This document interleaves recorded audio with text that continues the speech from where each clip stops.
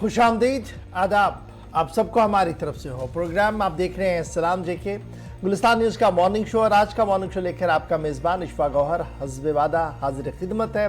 कोशिश करेंगे कि आज इतवार की सुबह आपको बाज़ाब्ता तौर पर ख़बर से बाखबर करें, उन ख़बरों से बाखबर करें जिन्हें आप देखना चाहते हैं, जिनकी तह तक आप जाना चाहते हैं, और अभी तक जो टॉप ट्रेंडिंग ख़बरें हैं वो आपके सामने रखने की कोशिश करेंगे। इस 90 मिनट के प्रोग्राम में जहां हम खबर बताते हैं, तज्जिया करते हैं, तबसरा करते हैं, वहाँ पर कोशिश ये भी करते हैं कि आखिरी 10 से 12 मिनट आपके साथ हम शेयर करें और आपकी फ़ोन कॉल, चंद फ़ोन कॉल्स को शामिल प्रोग्राम किया जाए। और आज आखिरी पड़ाव पर 9:45 मिनट के फ़ौरन बाद फोन लाइन हमारी खुलेंगी। कोशिश करेंगे आज इतवार का दिन है तो ज़्यादा से ज़्यादा आपके साथ बात हो, और जब तक वो बातों का सिलसिला हो तब तक हम आपके सामने खबर रखेंगे।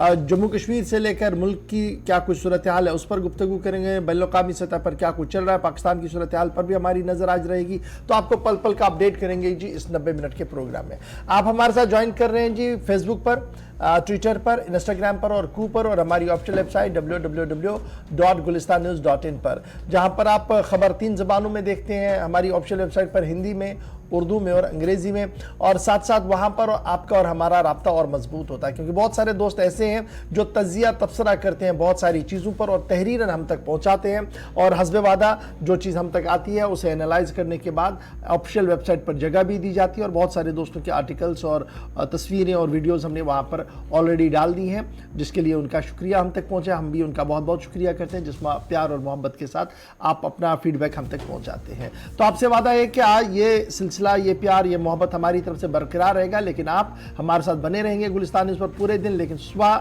इस मॉर्निंग सेशन में जब 10 बजे तक आपके साथ रहेंगे तो बराबर आप देखते रहेंगे और हमें अपडेट भी करते रहेंगे। तो करते हैं जी प्रोग्राम का आगाज़।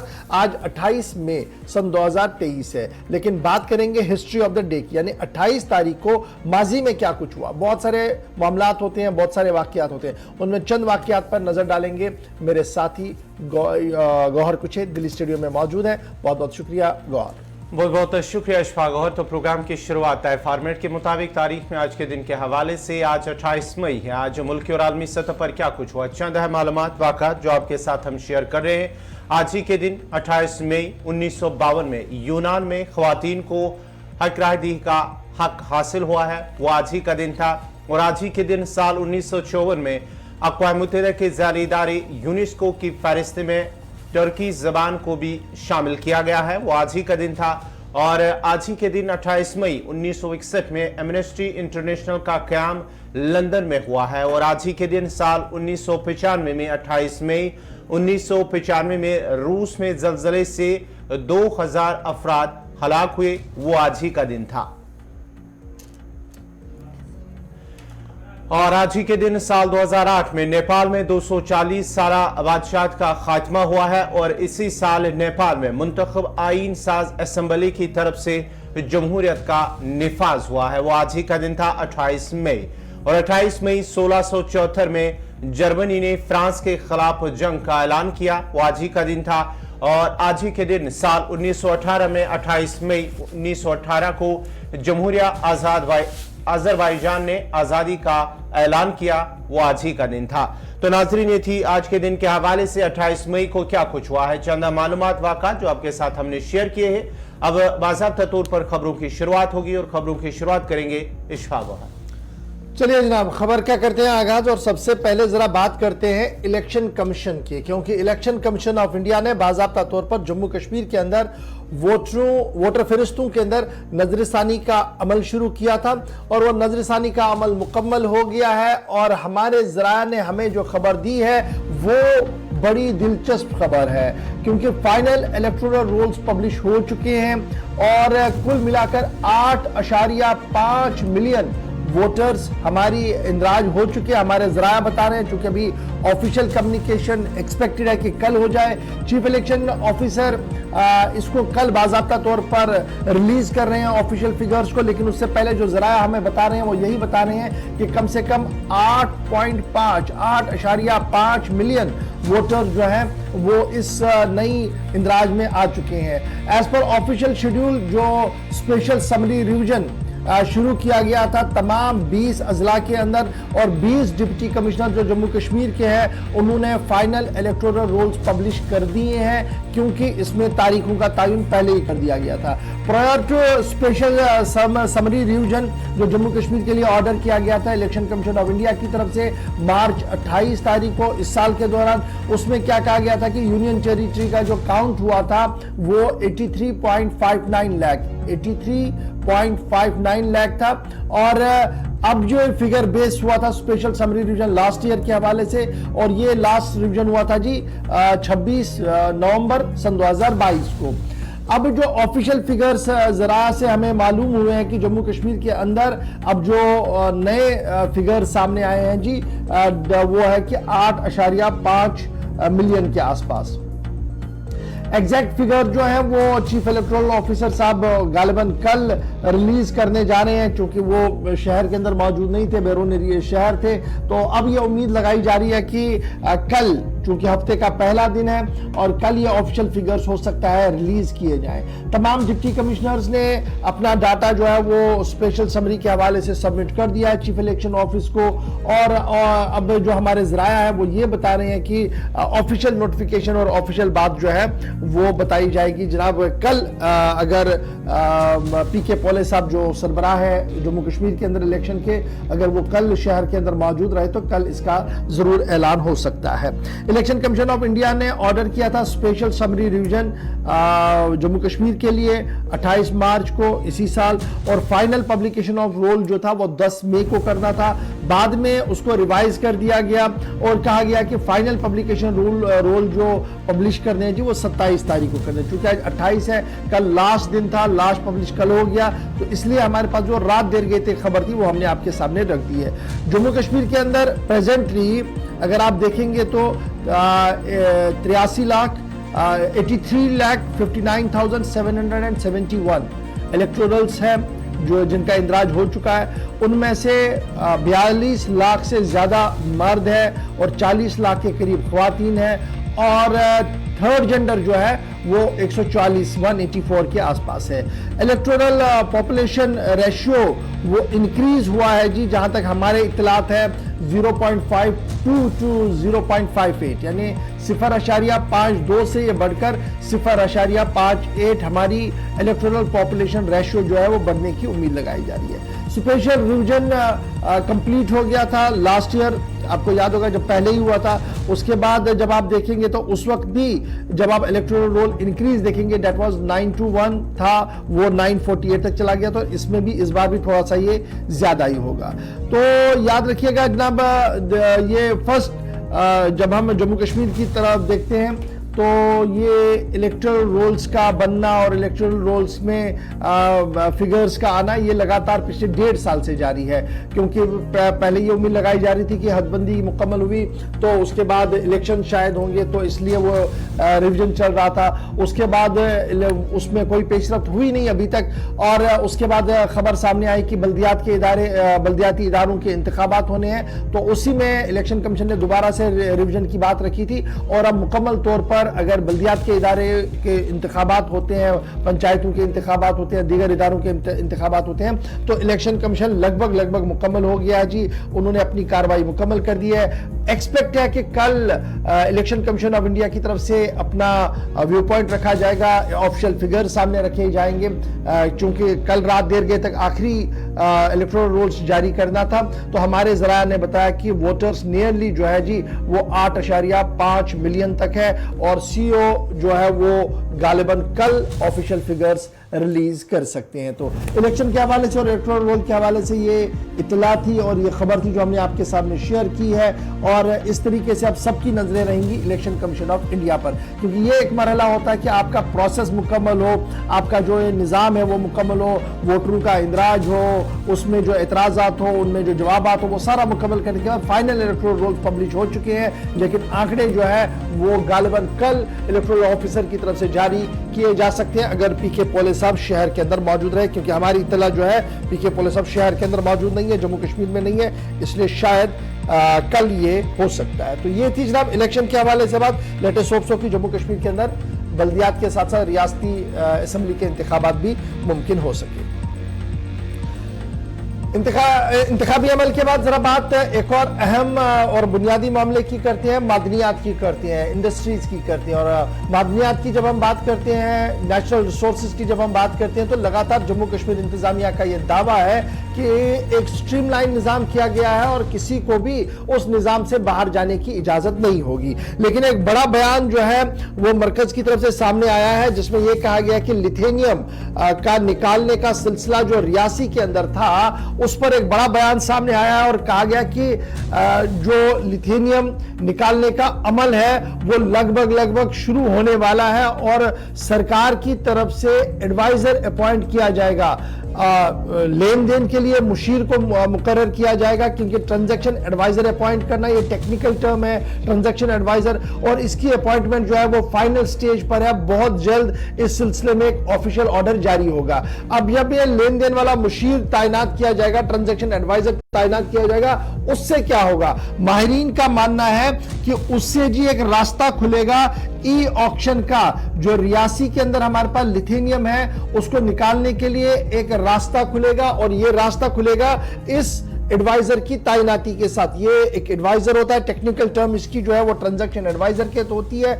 इसको तैनात किया जाएगा जम्मू कश्मीर इंतजामिया की तरफ से, और उससे रास्ता खुलेगा कि ई ऑक्शन हमारा लिथेनियम का होगा रियासी के अंदर। और इस वक्त जो जम्मू कश्मीर इंतजामिया और मरकज का एक डाटा है, डेट इज 5.9 मिलियन टन्स हमारे पास रिजर्व है जी लिथेनियम, और ये सेकंड हाईएस्ट है पूरी दुनिया के अंदर। लिथेनियम का इस्तेमाल कहां होता है? बैटरियां बनाने में। और ये एक खजाना हमारे हाथ लगा रियासी के अंदर, जहां पर मकामी आबादी को अब भी अपने खदशात जरूर है, लेकिन जम्मू कश्मीर इंतजामिया का मानना है कि देखिए हमारे पास जितनी भी मादनियात है जिसको हम जमीन से निकाल रहे हैं या पहाड़ों से निकाल रहे हैं या पानी से निकाल रहे हैं, इसके लिए एक मैकेनिज्म सेट किया गया है जम्मू कश्मीर इंतजामिया की तरफ से और मरकजी हुकूमत की तरफ से, और किसी को भी इस निजाम से बाहर आने की इजाजत नहीं होगी।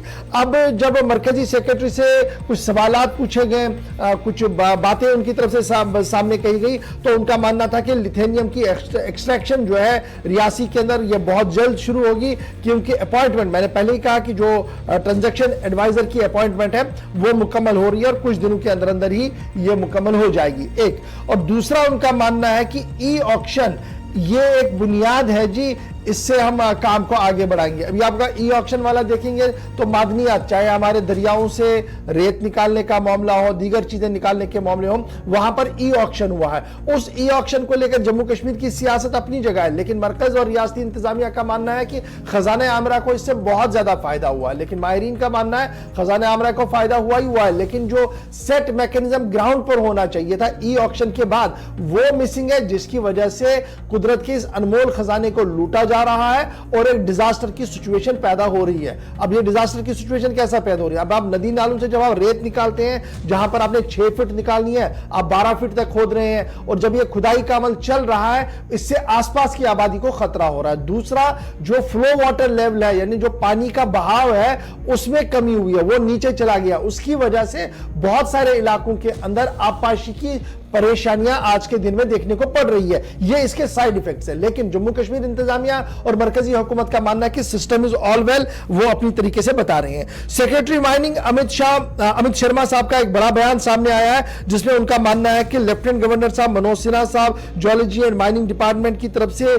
जो सिस्टम इन्वॉल्व किया गया जी, वो फुल प्रूफ और फुल सिक्योर है। और साथ साथ नीलम, जो पाडर के अंदर नीलम निकल रहा है, उस पर भी उनका एक बड़ा बयान आया है कि जनाब एक तरफ से जहां हम लिथेनियम निकाल रहे हैं, लेकिन पाडर की पहाड़ियों से वो अनमोल नीलम भी निकल रहा है जो दुनिया भर के अंदर नाम कमा रहा है। और इसके लिए भी एक सिस्टम को इन्वॉल्व किया गया है, जिससे न सिर्फ जम्मू कश्मीर इंतजामिया को राहत और फायदा मिलेगा, बल्कि इस सनत के साथ जुड़ने वाले लोगों को भी काफी फायदा मिल सकता है।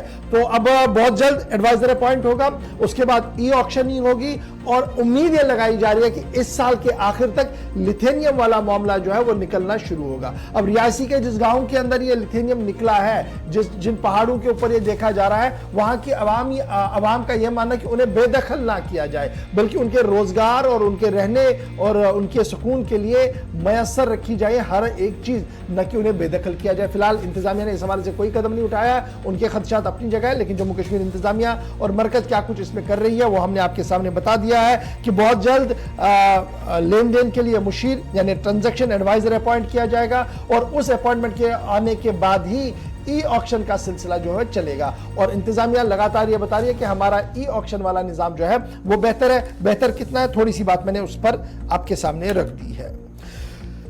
चलिए जनाब, अब आपको गौहर कुछ लिए चलेंगे डोडा, क्योंकि डोडा इंतजामिया ने की है बड़ी कार्रवाई और ये कार्रवाई किन लोगों के खिलाफ हुई और क्यों हुई है बताएंगे तफसील के साथ आपको। जी नाज़रीन, बात करेंगे हम जिला डोडा की। डोडा इंतजामिया की जानब से एक बड़ा फैसला लिया गया है जहां पर कई कॉन्ट्रैक्टरों को ब्लैक लिस्ट किया गया है। और क्यों ब्लैक लिस्ट किया गया है? क्योंकि जो उनको काम दिया गया है वो मुकर्रर मुद्दत के अंदर काम मुकम्मल नहीं हुआ है, लैतुलैल से काम लिया गया है, जिसको लेकर अब इंतजामिया ने एक बड़ा फैसला लिया है और उनकी जानब से अब कई ठेकेदारों को ब्लैक लिस्ट किया गया है। आपको बताते चले कि गुज़िश्ता साल भी मुतलका इंतजामिया जो जिला इंतजामिया डोडा है और महकमा दही तरक्की है उनकी जानिब से एक कदम उठाया गया है जहां पर उन्होंने कई ठेकेदारों को ब्लैक लिस्ट किया है। और महकमा दही तरक्की का मानना है कि जीरो टॉलरेंस को लेकर एक पॉलिसी बनाई जा रही है, जिसको लेकर जो भी पब्लिक वर्क है अगर उसको मुकर्रर मुद्दत के अंदर काम मुकम्मल नहीं किया गया है या उसमें मयार के मुताबिक काम नहीं किया गया तो उन ठेकेदारों के खिलाफ कार्रवाई की जाएगी। ये जिला डोडा की इंतजामिया का मानना है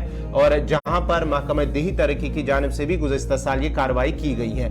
अब डिप्टी कमिश्नर जो डोडा के हैं विशेष पाल महाजन, उनका मानना है, उन्होंने अब इंतजामिया को जो दीगर अफसरान हैं उन्हें बाज़ाब्ता तौर पर एक हिदायत दी है कि जो भी लैतुलैल से काम लेगा पब्लिक वर्क्स में या कोई भी ठेकेदार इसमें मुलविस पाया जाएगा तो उनके खिलाफ सख्त कार्रवाई की जाएगी। और इस हवाले से उन्होंने बीडीओज़ को ये हिदायत दी है कि उनकी एक लिस्ट तैयार की जाए, जो उस लिस्ट में आएगा उनके खिलाफ कार्रवाई की जाएगी और उन्हें ब्लैक लिस्ट किया जाएगा। फिलहाल जो ब्लैक लिस्ट कुछ कंट्रैक्टर्स हैं, कास्तगढ़ डोडा का इलाका, तहसील कास्तगढ़ ये डोडा का इलाका है जहां पर कुछ जो ठेकेदार हैं उन्हें ब्लैक लिस्ट किया गया है, लैतुलैल से काम लिया गया है और काम मयार के मुताबिक नहीं किया गया, जिसको लेकर उनके खिलाफ ये कार्रवाई ये दूसरा मौका होगा जी जब डोडा इंतजामिया की तरफ से कार्रवाई की गई हो और उन कॉन्ट्रैक्टर्स के लिए कार्रवाई की गई हो जिन्होंने मुकर्ररा मुद्दत के अंदर मुकम्मल काम नहीं किया है। सीधे डोडा चलेंगे जहां से वसीम गत्तू हमारे साथ इस वक्त ज्वाइन कर चुके हैं। वसीम, बहुत शुक्रिया जी ज्वाइन करने के लिए।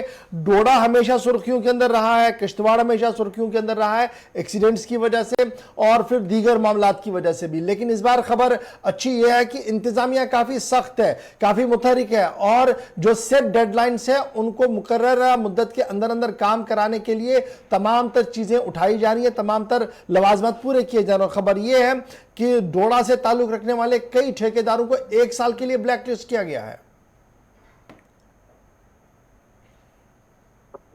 एसीडी डोडा की तरफ से, जिसमें साफ तौर पर बताया गया है कि ये शख्स जो है कास्तीगढ़ का रहने वाला है ठेकेदार और पब्लिक वर्क में डिले कर रहा था, यानी कि काम में बहुत सुस्ती से ये काम कर रहा था और डिले कर रहा था किसी वजह से और उसको ब्लैक लिस्ट किया गया। इससे पहले आप जान सकते हैं कि 10 लोगों को 10 ठेकेदारों को जो है पहले भी ब्लैक लिस्ट किया था। उनका भी यही था कि पब्लिक वर्क में वो इंटरेस्ट नहीं लेते थे और कम इंटरेस्ट लेते थे, उसके बाद जो है उनको जो है ब्लैक लिस्ट किया गया था। एसीडी डोडा की तरफ से ये भी बताया गया है कि जो भी लोग इस तरह का काम करेंगे उन पे जो है कार्रवाई की जाएगी। और डिप्टी कमिश्नर डोडा विशेष पाल महाजन जी हम देख रहे हैं कि काफी संजीदगी से इस चीज को देख रहे हैं, जो भी लोग काम नहीं कर रहे हैं सही तरीके से उन पे कार्रवाई की जा रही है।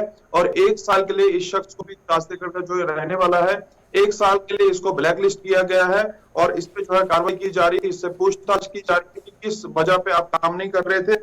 और बीडीओ साहिबान जो भी हैं उनसे एक मीटिंग ली गई है डिप्टी कमिश्नर डोडा की तरफ से, ये भी पूछा गया उनकी तरफ से कि क्या आपके इलाके के अंदर भी इस तरह का कोई ठेकेदार है, उनकी आप लिस्ट दीजिए, उनको भी आने वाले टाइम में ब्लैक लिस्ट किया जाएगा। अच्छा, ये बताइएगा क्या ये सिर्फ रूरल डेवलपमेंट डिपार्टमेंट, चूंकि दीही तरक्की का मामला है, लास्ट टाइम भी हमने देखा कि दीही तरक्की के मामले के अंदर ही 10 ठेकेदारों को ब्लैक लिस्ट किया गया था 1 साल के लिए, ये सिर्फ इस बार भी डायरेक्शन रूरल डेवलपमेंट के लिए है या R&B पब्लिक वर्क डिपार्टमेंट और दीगर इदारों के अंदर भी जहां पर तरक्याती मंसूबे तो बनाने हैं लेकिन वो मुकर्रर मुद्दत के अंदर नहीं बनते? क्या ये सिर्फ एक डिपार्टमेंट के लिए एडवाइजरी चली गई है या सभी डिपार्टमेंट्स के लिए कहा गया कि जनाब लिस्टें फराहम करें और जो कॉन्ट्रैक्टर्स काम नहीं करेंगे उनको ब्लैक लिस्ट करें? देखिए, डिप्टी कमिश्नर डोडा से जिस तरह से मेरी कल बात हुई उन्होंने बताया कि म्युनिसिपल काउंसिल के अंदर भी जो ठेकेदार है उन पे भी कार्रवाई की जाएगी या R&D महकमे में जो लोग काम करते हैं उन पे भी कार्रवाई की जाएगी। रूरल डेवलपमेंट के अंदर जिन लोगों ने इस तरह का काम, जिन लोगों ने नहीं डिले काम किया है, पब्लिक वर्क जिनने सही तरीके से नहीं किया या नहीं किया है, जो डिले कर रहे थे उन लोगों पे कार्रवाई की जा रही है। और उन लोगों को ब्लैक, अभी ये 11वां शख्स है। पिछले टाइम आपने देखा था कि 10 लोगों को इस तरह कार्रवाई की गई थी और ये 11वां शख्स है जिसपे जो शख्स कास्तीगढ़ का रहने वाला है उसको आज जो है ब्लैक लिस्ट किया गया और 1 साल तक इसको ब्लैक लिस्ट किया गया है। और ये भी बताया जा रहा है कि जम्मू प्रोविंस के अंदर ये लोग कहीं पे भी ट्रेंडिंग में हिस्सा नहीं ले सकते। अच्छा जी, ये एक बड़ा बड़ी कार्रवाई इम्पोर्टेंट है। है। आप जब ये कह रहे हैं कि 11वां शख्स है, हमारे पास जो इत्तलात है तकरीबन और 1 दर्जन के करीब लिस्टें बनाई गई है। एक ग्रे लिस्ट है कि रेड लिस्ट है, और रेड लिस्ट में तकरीबन आधे दर्जन से ज्यादा कॉन्ट्रैक्टर्स के नाम है। तो क्या हम ये एक्सपेक्ट करेंगे इस हफ्ते के दौरान मजीद कार्रवाइयां होंगी उन कॉन्ट्रैक्टर्स के लिए जिन्होंने लैतुलैल से काम लिया और जो काम सरकार का डेडलाइन में होना चाहिए था वो हो नहीं पाया, और अब सरकार उनके खिलाफ कार्रवाई करेगी? देखिए, जो आज शख्स हुआ ये इंजीनियर विंग के जो रूरल डेवलपमेंट की इंजीनियर विंग है और एसीडी तरफ से ये कदम उठाया गया है। मुझे लगता है कि जो डिपार्टमेंट है, जो हमारे डिप्टी कमिश्नर डोडा ने एक वो मीटिंग बुलाई गई थी, जितने भी वीडियो साहिबान है उनकी एक मीटिंग ली गई थी। मुझे लगता है कि अलग अलग इलाकों से इस तरह की कंप्लेंट्स लगातार हमें आ रही है।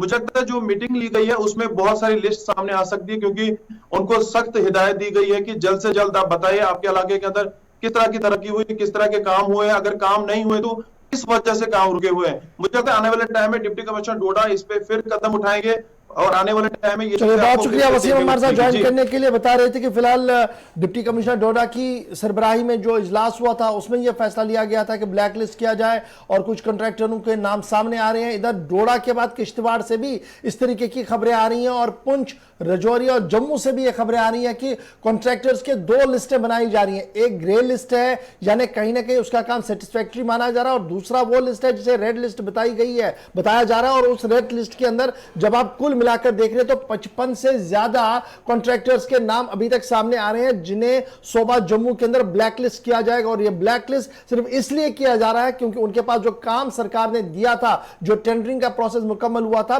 उसमें वो मुकर्ररा मुद्दत के अंदर मुकम्मल नहीं किया जा रहा और जानबूझकर डिलेज किए जा रहे हैं, जिसके बाद अब जम्मू कश्मीर इंतजामिया मुतहरिक होती हुई नजर आ रही है और सोबा जम्मू के अंदर कॉन्ट्रैक्टर्स पर गाज गिर सकती है।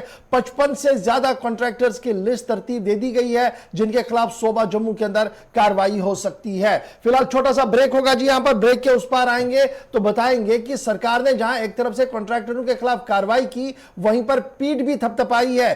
किन लोगों की पीठ थपथपाई है बताएंगे छोटे से ब्रेक के बाद, और फिर आगे बढ़ते हुए आपको बताएंगे कि जीआई टैगिंग का सिलसिला लगातार जारी है और जीआई टैगिंग के साथ जुड़े लोगों के अंदर उम्मीद की किरण भी पैदा हो रही है। छोटे सा ब्रेक के फौरन बाद हाजिर होते हैं।